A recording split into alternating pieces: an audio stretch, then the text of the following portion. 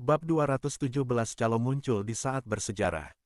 Melihat ini, Zhao Ping mengangguk puas.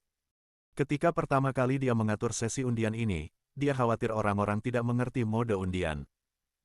Jadi Zhao Ping mengatur agar si orang kuat mendemonstrasikannya kepada semua orang. Kejadiannya bahwa Feng Lin sudah kembali dan sebelumnya pernah menjadi perampok di desa bandit Heifeng. Karena kinerja luar biasanya dalam menekan perampok, dia dikirim oleh Ruan Wendi untuk menyampaikan pesan. Dia bukan dari kota Donghai, dan dia tinggal di desa Heifeng sepanjang tahun. Sangat sedikit orang yang mengenalnya, jadi dia ditarik oleh Zhao Ping untuk bertindak sebagai wakil uji coba undian. Tidak disangka, memenangkan undian anggur akasia membangkitkan keinginan batin semua orang. Akibatnya, orang-orang yang mengantri sudah mulai mendiskusikan, mengumpulkan uang mereka, dan merencanakan untuk menarik hadiah undian. Bahkan jika mereka tidak bisa menarik undian anggur akasia, masih cukup bagus jika berhasil menarik undian sabun. Dan Liu Wenhao juga beruntung. Setelah 15 kali tarikan, dia memenangkan sepotong sabun. Menurut harga yang mereka berikan, itu adalah 2.000 tael. Tidak hanya biaya modal untuk membeli kain kembali, tetapi juga bisa mendapatkan banyak uang, yang sangat menguntungkan. Selain itu, Feng Lin memenangkan 2 pot anggur akasia berturut-turut, yang langsung mendorong penjualan di toko kain desa Siping mencapai puncaknya. Sebelumnya para calon pembeli yang sedang antrian panjang sudah beberapa kali dijelaskan masalah undian. Namun itu sama sekali tidak bisa membantu agar mereka mengerti. Bahkan di kantor akuntansi yang dilatih sebelumnya, para kasir bergantian menjelaskan kepada semua orang bahwa membeli kain adalah prioritas pertama, dan undian adalah kedua, jadi jangan mencampur-adukkan aturan. Tetapi itu masih belum bisa menghentikan pasukan pembeli kain, tidak, itu adalah pasukan pengundian. Semua orang berebutan ke depan untuk menarik hadiah undian. Mereka yang tidak punya uang segera mengumpulkan uang. Undian memang sangat menarik dan menyenangkan, itu ada sesuatu yang baru bagi mereka. Untungnya, setelah beberapa putaran, semua orang tidak memenangkan 3 hadiah teratas, dan antusiasme secara bertahap mereda. Adapun Feng Lin, dia sudah menarik undian hadiah 100 kali dan tidak pernah memenangkan hadiah besar lainnya.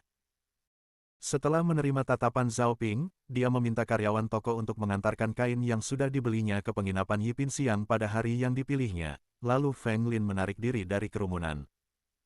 Namun, ada beberapa orang yang beruntung memenangkan hadiah. Setiap kali ada yang memenangkan hadiah, Liu Wenhao akan membelinya semua. Anggur akasia, 4.000 tael per kendi kecil. Sabun, 2.000 tael per potong. Gula putih, 1.000 tael per kati. Zhao Ping memperkirakan nilainya. Dalam sebuah kotak undian, ada 2 kayu undian yang bertuliskan anggur akasia, 10 papan kayu undian yang bertuliskan sabun, 10 papan kayu undian yang bertuliskan gula pasir, 20 papan kayu yang bertuliskan 10 potong kain, dan sisanya berupa hadiah keberuntungan seperti boneka dan permen. 2 pot anggur akasia bernilai 8.000 tael perak. 10 potong sabun bernilai 20.000 tael perak. 10 kantong gula pasir bernilai 10.000 tael perak. 200 potong kain, bernilai 1.000 tael perak. Sisanya bisa diabaikan.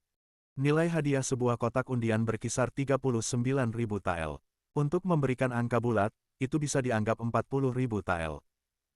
Tetapi sebuah kotak undian berisi 5.000 kartu undian papan kayu.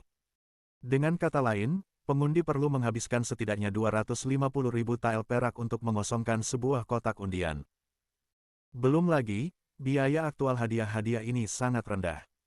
Seperti halnya sebotol kecil akasia bernilai 4.000 tael perak, tetapi sebenarnya, bagi Zhao Ping, itu bahkan tidak bernilai 4.000 tael perak.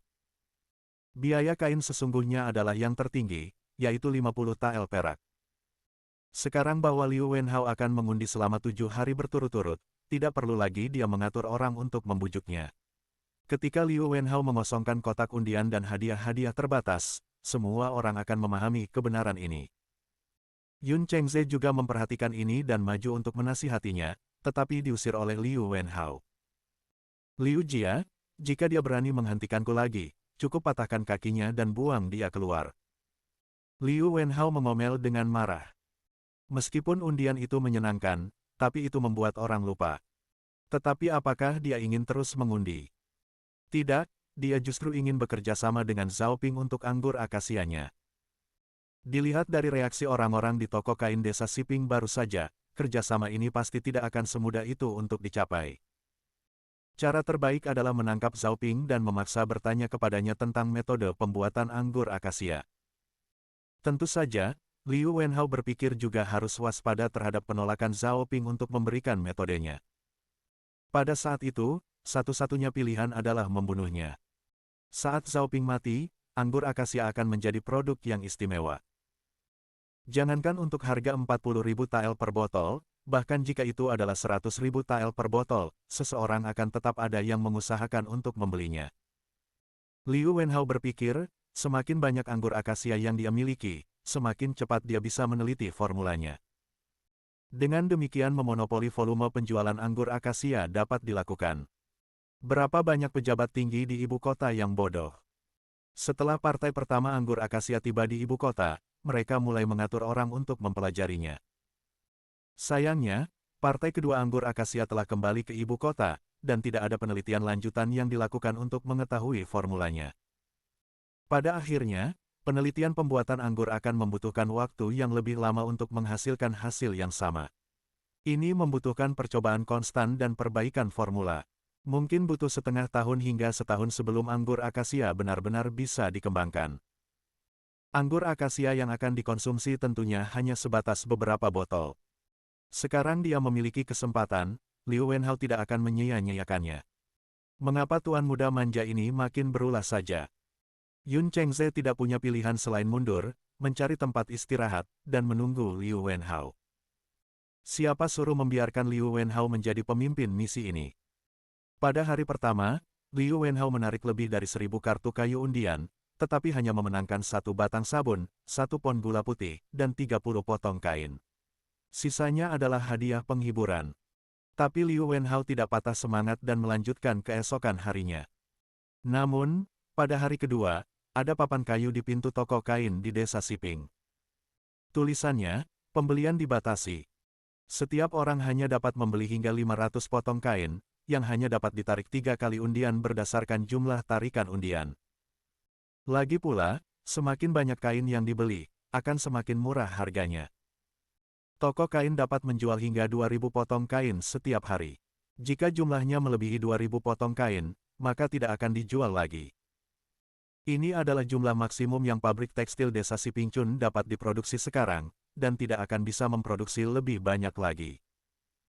Jika pelanggan yang ingin menghabiskan uang untuk membeli kain tetapi tidak dapat membeli kain, hal ini yang dapat dengan mudah memengaruhi reputasi toko kain desa Siping. Adapun mode pemesanan. Zhao Ping tidak ingin membuat metode pemesanan pada kain. Lagi pula, hal ini terlalu murah dan keuntungannya tidak banyak. Ketika minuman akasia, sabun, dan gula putih dijual, maka tidak terlalu terlambat untuk memberlakukan pembatasan pembelian. Namun, Liu Wenhao juga menemukan solusi. Semakin banyak dia beli, semakin banyak diskon yang dia dapatkan. Maka dia akan membeli lebih sedikit. Membeli kain per kain. 1 potong kain seharga 400 tael perak, dan 125 potong kain seharga tepat 50 tael perak, dan Anda dapat menarik hadiah 1 kali.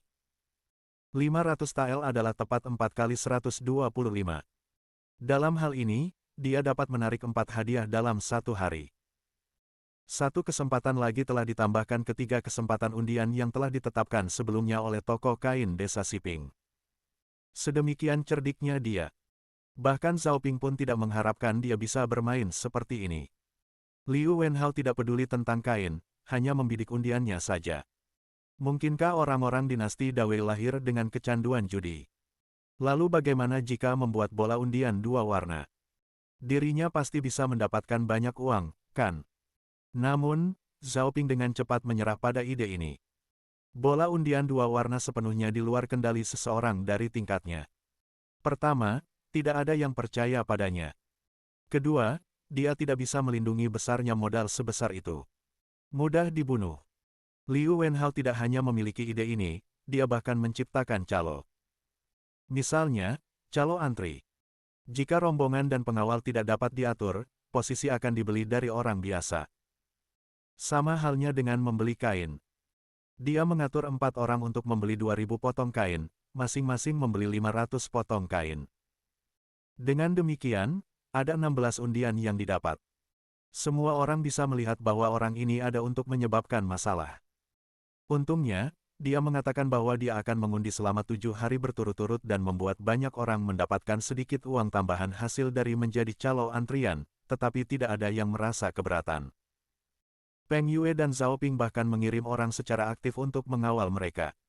Jangan sampai tuan muda dari ibu kota itu dibunuh saat membeli kain, dan mereka dituduh. Pada hari kedua, berita bahwa Liu Wenhao, putra Menteri Keuangan dan Rumah Tangga di ibu kota, hanya mengundi tetapi tidak membeli kain menyebar di seluruh provinsi Donghai.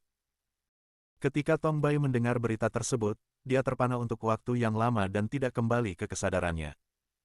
Tentu saja, dia segera bergegas untuk bertemu dengannya. Dia ditendang oleh Liu Wenhao. Dia mengancam akan memenggal kepala siapapun yang mengganggunya untuk mengundi anggur akasia lagi. Pada hari ketiga, Zhao Ping kembali ke desa Siping dan melanjutkan studi alat-alat canggihnya.